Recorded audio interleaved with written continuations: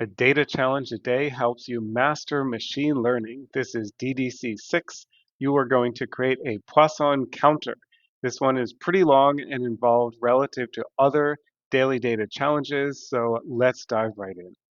The goal here is to write a Python function that calculates a Poisson random number. I have lots of instructions here. You can find them on my Substack. So let me go through this briefly. You start by initializing a counter to 0. Poisson numbers are counts of how long it takes for something to happen randomly. Then you need another variable that you call current value or something similar, and initialize that current value variable to 1.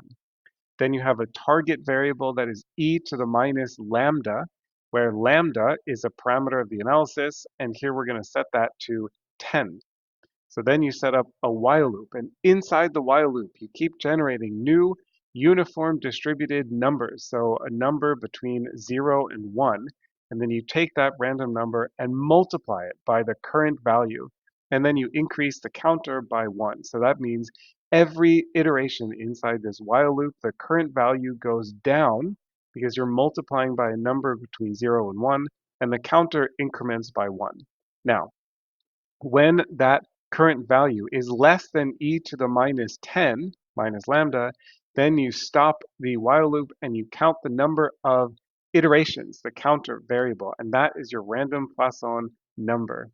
Once you have that function, call it 500 times using lambda equals 10 every time, and then you create a distribution of those values. Now, one interesting thing about Poisson random numbers is that the mean is equal to the variance, which is equal to lambda.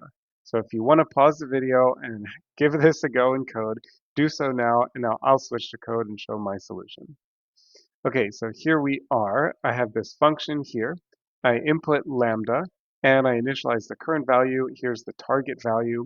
Here is the key while loop. So you can see I'm generating a random number between 0 and 1 and knocking down the current value by this random number and then increasing the counter.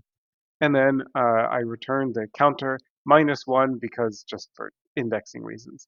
So I ran it once and I got a number of 8. So it took 8 iterations of multiplying this number to get it down from 1 to e to the minus 10.